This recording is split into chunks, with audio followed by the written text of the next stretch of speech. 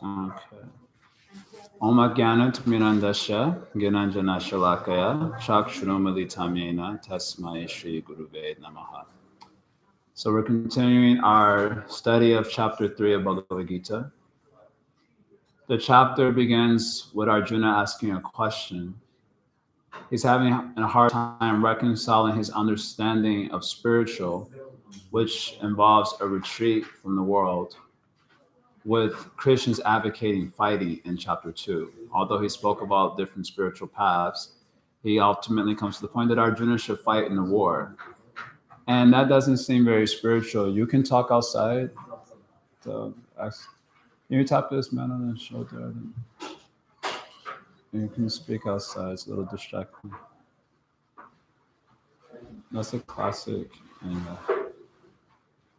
I was about to say something that was. So Arjuna is having a hard time reconciling his understanding of spiritual, which involves a retreat from the world, with Krishna's advocating fighting. Indeed, modern persons tend to think that in order to be spiritual, you have to retreat from the world. It is not an uncommon notion for people to think that I'll be spiritual when I'm 50. Like I'll start the spiritual life. Like now I'm young and have powerful senses and I'll enjoy life now. And when I'm 50 and 60 and too old to do anything else, then I'll take the spiritual life. That's a very common notion. And often it is also, you can see how one may be doubtful how you can be spiritual and also exist in a place like New York. It's very busy, very active. How can you be spiritual and go to the gym? You know, like I've been going to the gym recently. It doesn't seem like a very spiritual activity. So those who are accustomed to me being spiritual, you know, giving Gita classes and chanting and meditation, and I say, oh, I just came from the gym. Well, that's not spiritual. So the general notion of spiritual is that it involves a retreat from the world. One either lives in the monastery or else one may retreat to the forest. That was common in those times also. So Arjuna is having a hard time reconciling his understanding of spiritual being something like this, a retreat from the world, with Krishna's advocating fighting. So Krishna begins to answer his question why he is advocating fighting. He's not exactly advocating fighting, the performance of the worldly duty in a particular spirit. So this is where Krishna is picking up in this chapter. So the first passage which we've already discussed, I'm just giving a quick review. Krishna says that he spoke of two paths. One path that indeed involves a retreat from the world. One goes to a monastery, one goes to the forest. This is called the path of Jnana Yoga. I also spoke of another path, the path of Karma Yoga, which involves being spiritual while also being in the world. So these are the two paths that I've spoken of. Both paths have the same goal. The goal is to become self-realized. But one can realize itself through this path, you know, meditation in a monastery or in the forest, away from the world, in isolation. Or one can realize itself on this path where there's still involvement with the world, but with spiritual consciousness. Both of them lead to the same path. So which path do you choose? There are two paths. Going to the monastery. Anyone here interested? We're interested in taking a few people. Some spots are opening up in the building. Anyone interested to join the monastery? Laughter. Actually, you know. Okay, hold on. Pause. Rhetorical question. So I remember once when I was at Northwestern University, I was in all the garb of a monk. I was living in the monastery. I went to university, and some students came there. These students were coming to programs that I conducted. They used to like to troll me all the time. We had that sort of relationship. So one time they were saying that, what do you even do? You're just like a parasite.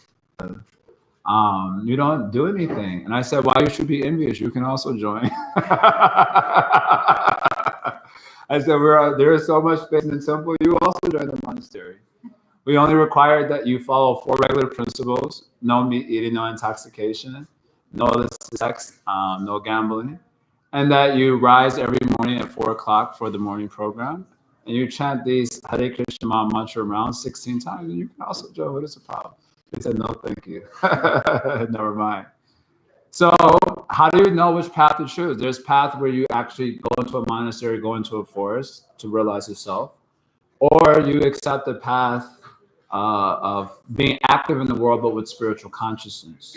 So Krishna says in the very beginning of the passage, so verses 3 through 8, which we've covered on Monday, that one should select the path that one has qualification for. He uses the word nishta. One should accept the path that one can be steady in. We mentioned this also. Krishna in the later text says, "Sway sway karm." No, I'm thinking of a different verse now. "Sway sway adhikarya nishta saguna parikirtita." That what does it mean? Pious, when you act according to your qualification. This is called virtue. And what is the opposite of virtue? When you act outside of your qualification. So sometimes you see persons prematurely accepting a position that they're not actually qualified for internally specifically. And then that leads to all sorts of complications. Of course, the religious churches and traditions of the world are marred with persons or stories of persons who didn't have internal qualification but accepting some position externally that caused trouble. So one has to choose a position that one has qualification for. So I spoke of these two paths. They have the same goal of self-realization, and you should select a path that you have qualification for internally. So therefore, I invited my friends at the university. You can also join the monastery, but they knew that they didn't have qualification for that. As soon as they heard no intoxication, they're like, no, thank you, because they were really into the intoxication. So they immediately, no intoxication, they became disgusted practically and walked away from the table. So they didn't have that sort of qualification. So one is living in the world. So from that position, how do you develop your spirituality? You have qualification for that. Christian was making the point in the first passage. So this is his first argument in the chapter 3, that he exalts activity in the world with spiritual consciousness above renouncing the world and trying to be spiritual. For one reason is that to have that sort of qualification where you can actually renounce everything in the world and be steady in spiritual life is very difficult. And oftentimes there's a situation where one becomes a pretender. They're externally renounced, but internally they're meditating on all of these outside objects. And because of such meditation, they're eventually drawn to those objects again, and there's disaster. So he's exalted this other position as working in the world in a controlled way with spiritual consciousness is superior, and you have qualification for that. So that is a safer position. This is one reason why it's more exalted, it's safer. So you should act according to your qualification. So that passage you can say is like honesty is the best policy. This is the first passage. So now this next passage, which we want to look at, verses 9 through 16, Krishna is giving another argument for working in the world. Why so much work in the world? Primarily because to benefit the world. This is the other argument that Krishna is now giving here. He uses the word yagya. In order to offer something to the world, one should also work. We'll look at the verses, but I'll just explain everything quickly, or explain some of the key concepts, and we'll just glance at the verses here. He used the word yagya. In verse 9, this is the first place where this word yagya is coming up. The word yagya comes from the root word yaj, which means to worship or to devote oneself to, or it means to honor. This is the meaning of yagya. And oftentimes yagyas, especially in India, involve a sort of ceremonial ritual, like a fire sacrifice. Some fire should be there. And that fire was directed at certain personalities. This was called as yagya. Just like in India, you see, and at least I always joke about this. In India, there should always be some fire in order for it to be considered a bona fide. Isn't it? I noticed this with Indian culture. Some people have come to our temple when I was in Chicago for seeking car pujas, which isn't really a real thing, but it's become a thing now because for whatever reason it's become a thing. At least the temples love doing car pujas because innocent Hindu people come and some puja should be there. So I remember once a person coming to a temple and asking for car puja. Blessing the car. And we were doing I said, just take this beads and you just chant Hare Krishna and circumambulate the car like this. So they did that very happily. And then they asked, where's the fire? They went to, no, there should be some fire. There should be some coconut that is broken on the ground. So this yagya, because yagya generally involves some sort of ceremonial ritual. by which you propitiated or supplicated yourself to certain personalities. But the word yagya means offering or to sacrifice. And in Vedic culture, there were 5 yagyas that were considered imperative for all human beings. The 5 yagyas were, I don't know if this whiteboard actually works. I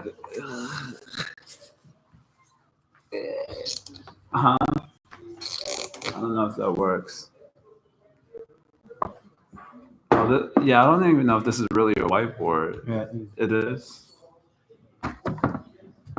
You can think of yagya like this. I know you all appreciate my wonderful artwork here. So I'm gonna try to explain it like this. So this is a pie. Okay. Anyway, use your imagination. This is a pie. So when you take something in the world, let's say when you take something in the world, so let's say you take one slice of pie. So then the pie becomes incomplete, right? There's one slice of the pie that's missing. So the idea of yagya or offering is to make the pie whole again. So when you do yagya, you offer something back in reciprocation and you make it whole. So all relationships, whether it's relationship with nature, whether it's relationship with a significant other, they all require yagya in order to sustain it. Think about a relationship, for example, with a romantic other. In order for the relationship, you're taking something from that person that you have a relationship with, whether taking something financially or sexually or whatever it may be, you're taking something from that person. So you have to give something back in order for it to be complete. Otherwise, if you keep taking and taking and taking, and you never give anything back, then what happens?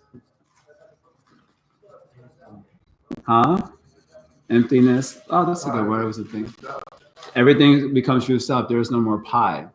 Or you can think about it with nature. If you take from nature, but you don't do anything to give back to nature, then what happens is nature becomes destroyed. So the idea of yagya or offering is that you're offering something back to keep a relationship, whether it's a relationship with God, a relationship with another person, a relationship with nature, you keep it whole and keep it sacred. This is the idea of what yagya is all about.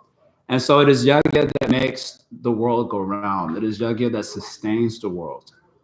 And as soon as people try to establish a relationship with anything in this world without yagya, then things start to disintegrate, right? They start to actually fall apart.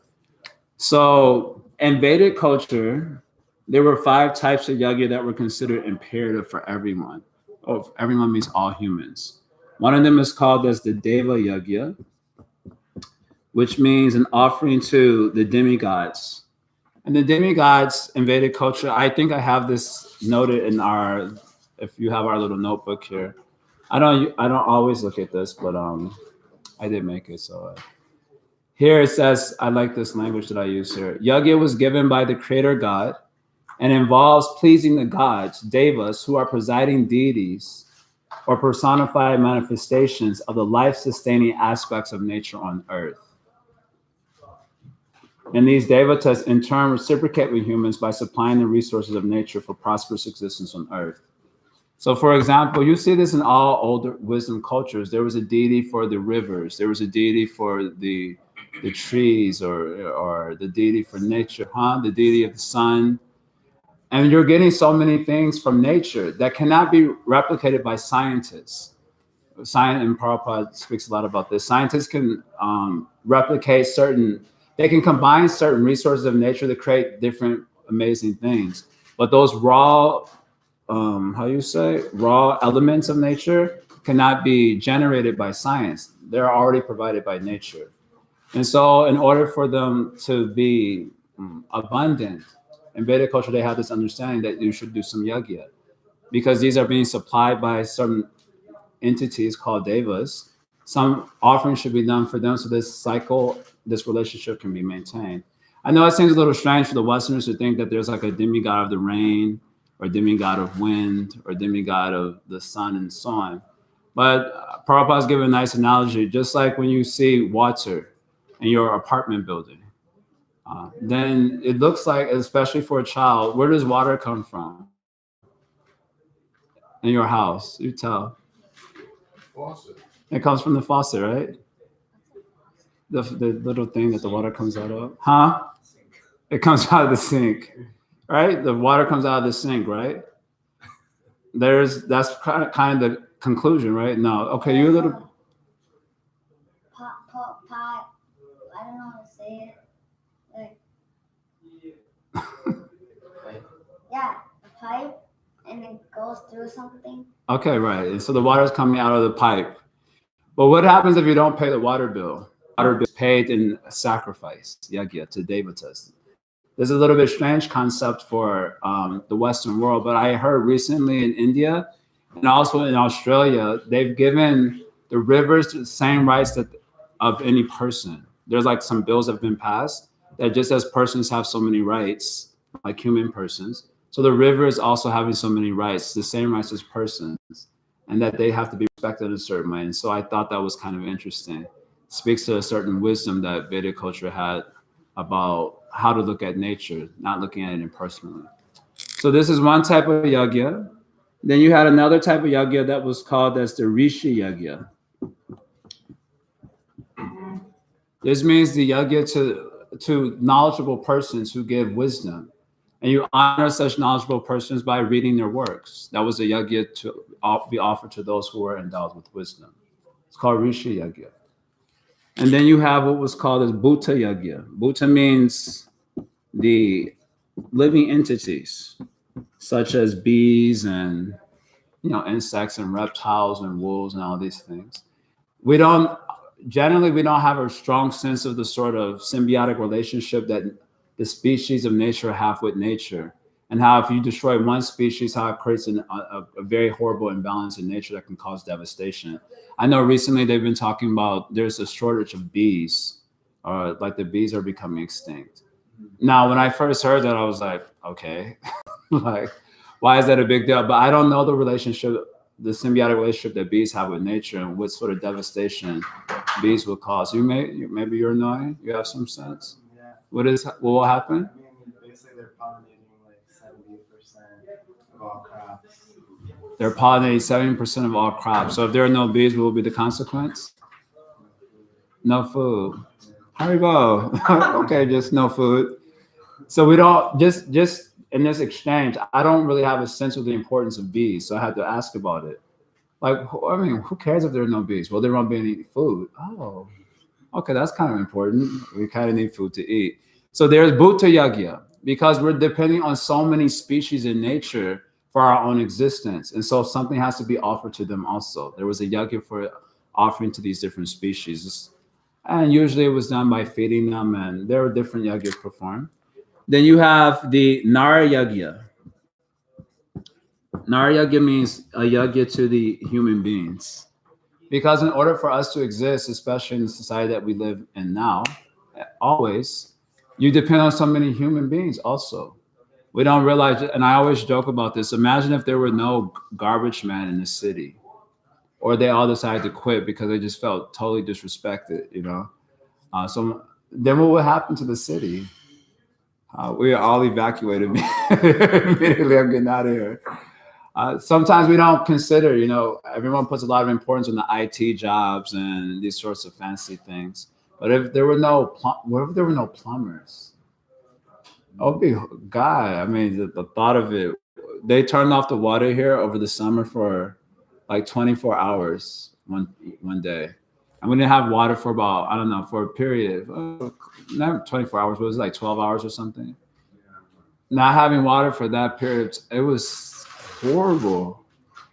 Absolutely horrible. And that was just for 12 hours. So in order for us to exist, you depend on so many human beings. So there was a yagya to be offered to someone who came before you, your ancestors. And so there was a yagya to be offered to them as well. So generally speaking, in Vedic culture, all these 5 yagyas were required for in work, because you can offer something to the world in acts of yagya. Now, earlier, Krishna, you may not recall this, but if you're working on the questionnaire, you should be able to recall this. In chapter 2, Krishna had disparaged the performance of yagya. If you go back to 242 through 45 of the Gita, if you don't have your Gitas on you, there Krishna was saying that, we remember this phrase, Bahu Shaka hi anantascha. Buddhayo Avihavisayina. He was speaking about intelligence that is displayed by the desire to fulfill many desires. And as a result, he says this thing is very samadho navadiyata. You don't attain meditation on the absolute. So he kind of spoke about especially the ceremonial ritual as being not a good thing. But here in this passage, Krishna is speaking about he's glorifying yajna. So what is the difference of the yajna that he disparages in chapter 2 versus his glorification of yajna in this chapter? The basic idea is that in chapter 2, acts of yajna are performed for selfish desires. You have to go back to those verses. I don't have it pulled up here. 42 and 43 and 44. He says acts of yajna, and there he disparages because they're done fulfilling selfish desires. But in this passage, yajna is done because it benefits the world. So this is the difference between karma and karma yoga. In karma, you do activity to benefit yourself. Just like you work a job. Why do you work a job? Because you want the paycheck, presumably. Yes? Is it deeper than that? No, okay. So you're very honest. Why do you want the paycheck? What is the purpose of the paycheck? Okay. What's the purpose of eating?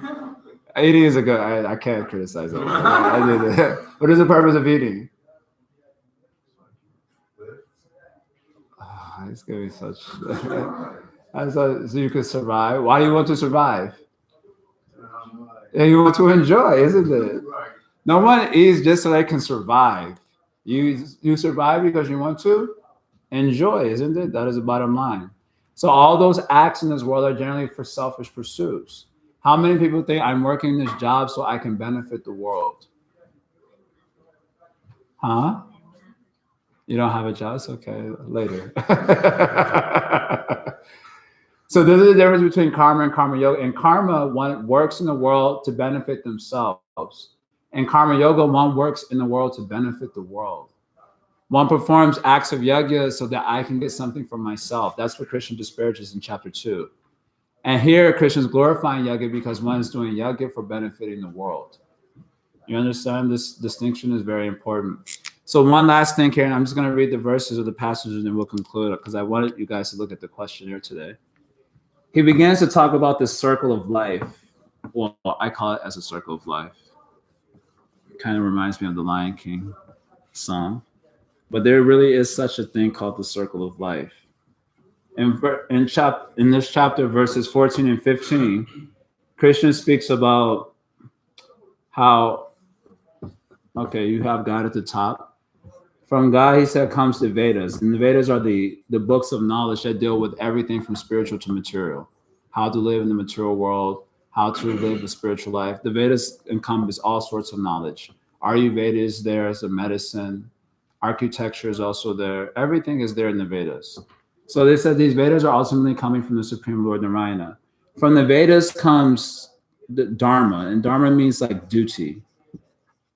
Different duties that are to be performed in this world for material and also spiritual success. And then he says from Dharma, the principles of yajna are also given. Because in order to fulfill any duty in this world, you have to be prepared to sacrifice. For example, this example is also given. One of the duties in Vedic culture was to get married. Anyone here married or, okay, if you're married, anyone here ever had a boyfriend or girlfriend? Or partner. Okay. Anyone married here ever? Married and divorced? Okay. Married and divorced. A few people. Oh, married now. So you know then, every one of you know, whether you've been in a partnership or you're married, to sustain that relationship, you have to it takes a lot of sacrifice to sustain a relationship, isn't it? Of course, nowadays, because the culture is literally, this is this sort of hookup culture with the phones. They don't have any sense of duty in the relationship and any sense of sacrifice. But if you're trying to maintain a relationship, then you have to perform sacrifice in order to maintain it. You have this experience, or maybe you didn't do this part, so you have no relationship. So then, for every duty, there are principles of sacrifice that are given in order for it to sustain. From yajna, Krishna says comes, reigns. Oh my God, what's going on next door? It's a Russian Canadian group. Oh, Russia. Usually it's actually a special event today. Usually it's like 2-3 people over there. It's never so loud, but it's a, it's a little distracting. All right, we're almost finished, so just try to keep with me. So from yagya, Krishna says, comes rain. And the word rain here is representative of that which sustains life, right? So rain sustains life because it gives food. But it is also representative of fire and other elements that are required for our sustenance. So it is representative of that. From rains comes the food. And then from food comes humans. I know that seems weird, but the food is transformed into semen, right? And then from the semen, the humans are coming. And then humans are expected to perform duties. And then with duties, yagya, and then this is the circle of life. So Krishna mentions in this passage that this circle continues to function because of yagya. I know there's a common phrase that love makes the world go round. But actually, for Bhagavad-Gita, it is not love that makes the world go round. It is yagya, sacrifice, that makes the world go round. Because as soon as this element is missing, then what happens is the whole thing starts to fall apart. Next, the things that you require for your sustenance in a relationship or within nature, that starts to disappear. And then, like this, it becomes problematic. So it is yagya that makes the world go round. So in this way, he's encouraging Arjuna that you should perform work in this world, yagya, so that you can benefit the world. This is the advantage of being spiritual while acting in the world. You actually offer something to the world in that activity. He concludes the passage by saying, in the last passage, that those who do not do this, we'll look at that particular verse. If you look at 3:16, if you have the Gita on you. Sorry, this is just the outline of the passages. It's not the actual verses of the Gita here. He says here, this is a very important verse. My dear Arjuna, one who does not follow in human life the cycle of sacrifice, thus established by the Vedas, evam pravartitam chakram, the circle of sacrifice offered by the Vedas, then he leads a life full of sin. Living only for the satisfaction of the senses, such a person lives in vain. So they just live a parasitical, useless, self-centered life that culminates in death. So this is the essence of the passage. I'm going to just look at some of the verses here, or maybe I'll look at all the verses, just read them. And then I want you guys to work on the questionnaires for a little bit, maybe ask some questions. So I'm reading verse 9 through 16. I'm just reading the passage here. If you don't, it's in the Gita. It won't be in this document. This document is just the outline of the thing. So chapter 3, 9 through. Yeah, 9 through 16. I'm just looking at the verses. I've just explained them. So he says here, work done as a sacrifice for Vishnu has to be performed. Otherwise, work causes bondage in this material world. Therefore, O son of Kunti, perform your prescribed duties for his satisfaction. And in that way, you will always remain free from bondage. Joy. Sorry, another distraction.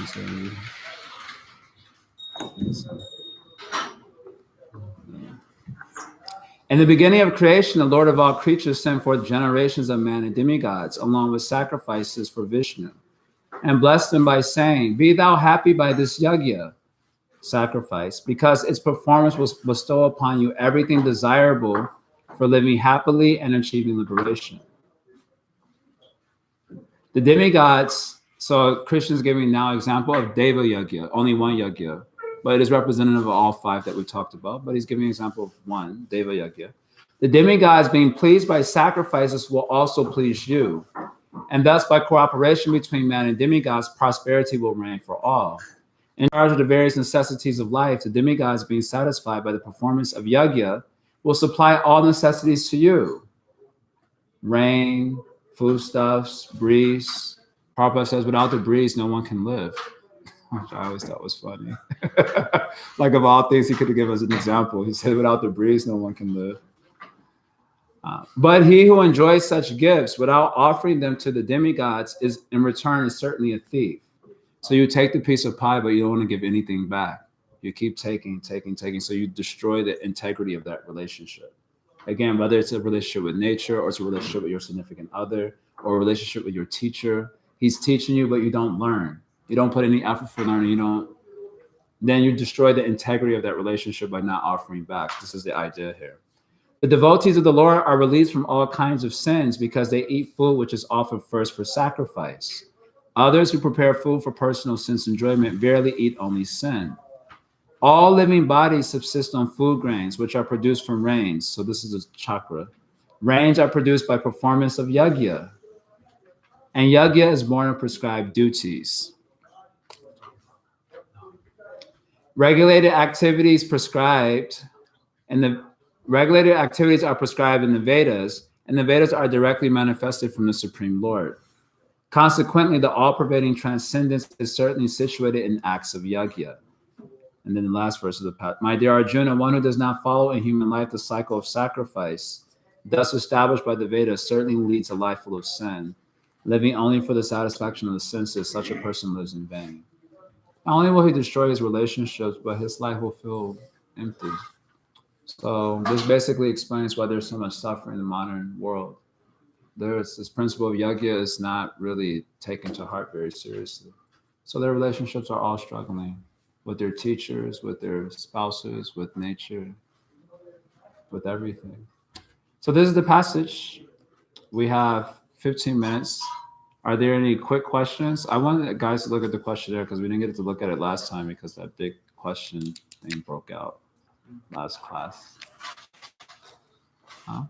Good? You're all good? You can break up? I'm just going to comment. Yes. They say like the next war will be based around scarcity of water. Water. I heard this also. And we just see how so many, from an environmental perspective, so many problems with water. All the huge forest fires that are happening in California. Yes. Droughts other places and scarcity of being able to even grow food in so many places now. Yeah, in Africa, the water, I know one of my friends there, he's rich. He comes from a very rich family, but they have to have water delivered to their house once a week. And that water has to last the whole week. And otherwise, they don't get more water until the next week. And this is from a rich family in Botswana, Africa. So this is a problem. And at the root of the problem is that this point is being missed. The yajna. Yes. Just a matter. I'm hearing yajna, like a G. Yeah, yajna. Yeah. The J sound is like kind of silent. It's actually very hard. In Sanskrit, it's actually a very hard thing to say. And they said the actual sound for this, actually, there's a little squiggly line over this N. This actual sound that they said is actually lost in Sanskrit. Like no one can really pronounce it properly. That's what I took some Sanskrit courses for half a year when I was in Vrindavan, and I was told like this. It's very hard to say. Now I just say yajna. Like this. Yajna. Yajna. Okay, so you can all break out into some groups and answer the questionnaires for section 2, verses passage 9 through 16. And then we'll check in at the end of the class and see how y'all do.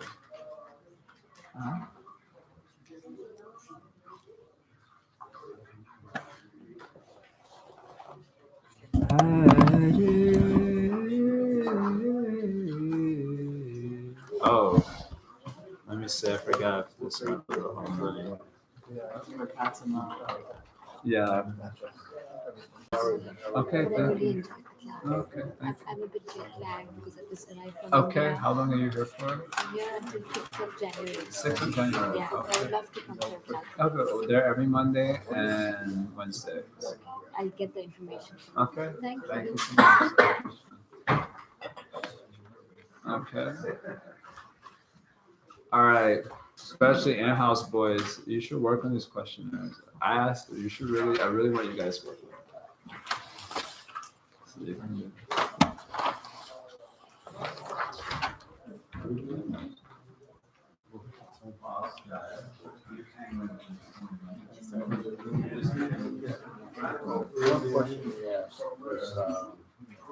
is the right the eternal, the body of the eternal soul. And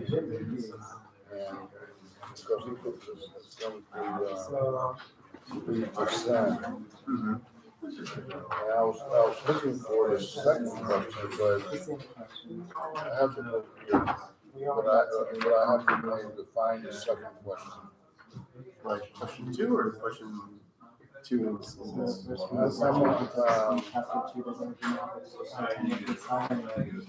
I want question 1.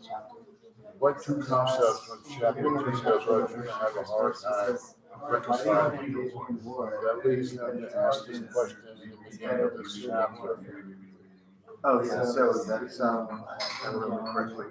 In chapter 2, Krishna says there are 2 paths available to self-realization. Jhana, which is like going off the woods and meditating and living on top of that mountain and stuff, or karma yoga, which is actively engaged. Yeah, so that's the question. So why does he? And he knows which one's not just because Krishna seems to suggest that you should go off and be spiritually engaged, but that usually has a connotation of self not really engaging. So Krishna also says it's love. So yeah, he's also saying that you can remember questions. Verses 6 through 9. By the way, it's questions 6 through 9. That passage, yeah. You did do the previous ones. Yeah, you did the previous ones also. Okay. Oh, okay. Verses 6 through 3 to 8, it says? Yeah, verses 6 through 9, that passage. Verses 9 through 16. 9 through 16. But they're questions 6 through 9. Questions 6 through 9. Okay. Rishi, Narayana, Bhuta, and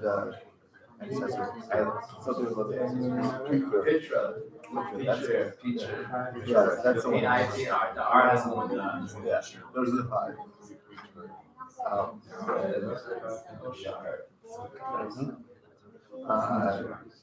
Krishna, question 7, the difference between Krishna actually in this passage versus chapter 2 is in chapter 2 he's kind of talking down about people who do it for selfish reasons as opposed to unselfish reasons. 8th circle. Not looking there. God brings the Vedas, which teach Dharma, which dictates Yajna, which dictates rain, which gives us rain, which gives us food, which gives humans who perform. Which starts Yajna again. I'm going to draw the circle. Yeah. Vedas, Got that. Dharma, The consequence of disregarding Yajna is that humans. there are no rains, as in there is nothing to sustain humans. Also, well, he's got right to left. Right. Yeah, right to left.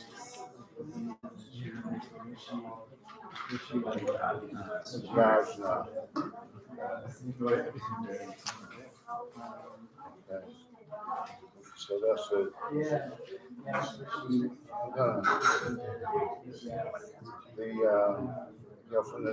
From the Vedas, from God we get the Vedas, which describes our dharma or duties. That becomes we have to engage in one of the 5 yajnas, or basically all 5 yajnas, Sacrifices. which comes to rain, which leads us to rain, then fruits, then human, then it goes back to dharma. Yeah, humans have our dharma. And the main idea of this is to say that the world is wrong Right. It is Jagat. Real life. So if it's a romantic relationship, it is Jagat make it continue. If it's a relationship with nature, it is Jagat make it prosperous. If it's at your job, it's Jagat to make it. So the idea is that Jagat makes everything sustainable. Without it, Yeah. I think maybe let's just have kind of an experience like, Consequence is that there are no rains, so either like actually speaking or metaphorically speaking, there's nothing to sustain humans, and therefore we cease to exist, and the world ceases to exist. yeah, it starts to fall apart. Yeah. We're getting real life experience with this. Unfortunately. Also in 316, Krishna says that if you live a life full of vanity, that you only have the senses. Right. So you see that this is having no purpose in life other than to gratify the senses. It's very weak. That's like very weak. Yeah. He's looking for the next fix, whether it's a sexual fix or a drug fix Yeah, or yeah. Netflix fix, next series. It could be, it plays itself out in every film. So whether it's, okay, I already saw season 1, so it's not season 2. Or you see how these TV shows work where you see one episode, you gotta wait a whole week before you can see the next one. You're like an anxiety. What a low life that you just, we're living from fix to fix. So the Christian said, what type of life is that? It's useless life, living for the sins that you live your life in. And worse than that, you're also contributing to the disintegration of the world and of your own life also. And your family. Your family, everything. That's the Kelly you.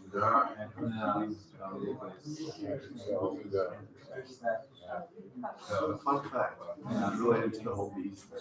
No, Related to the whole bees thing. okay. They found out when they removed, when they killed all the wolves.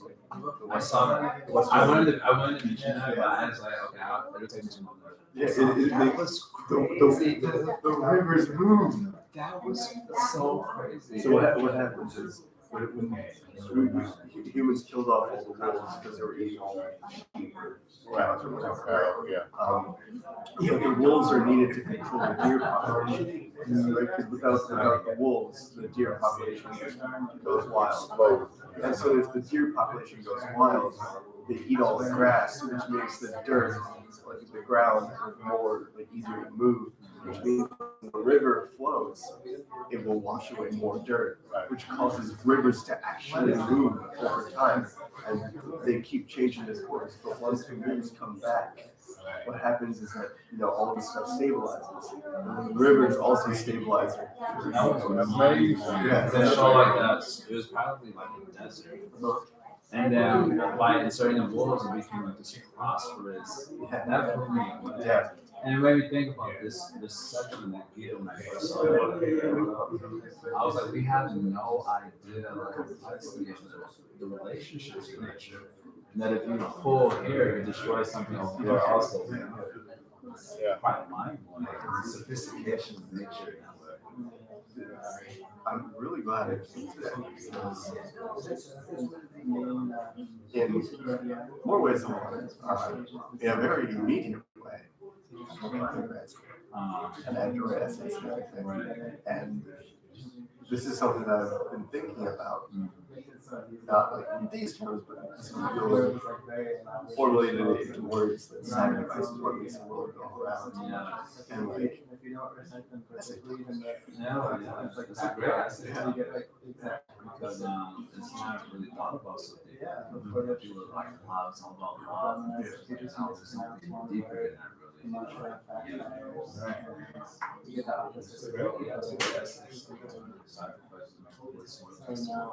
Yeah. This is a style.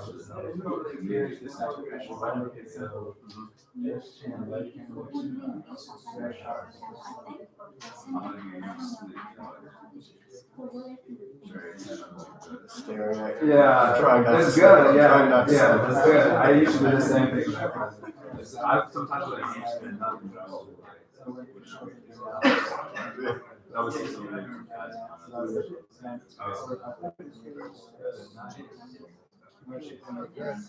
Okay, guys, how's it going?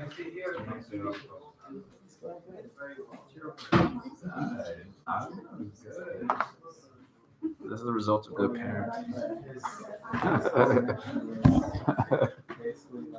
Oh, I'm gonna. Oh, I should have stopped this video. All right, okay. Any? We're gonna stop. Ring, ring, ring. Class over. But before we close, either if there's some question you can ask, or else someone can share one realization.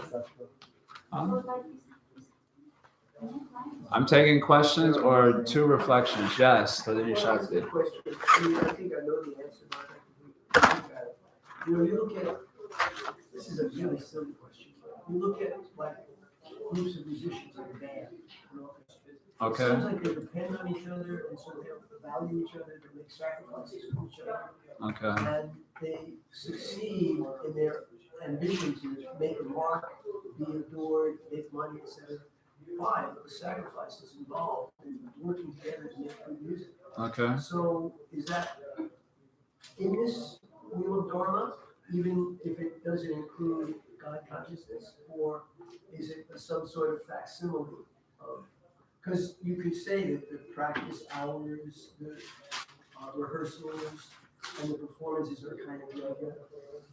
And so, you know, I would probably say it's a facsimile, just prima facie. Maybe I have to sit with it a little bit longer. But to be an artist is a type of dharma also. It is Shudra Dharma. Shudra are the artists. And they are also a very important part of the maintenance of society. Art is extremely important.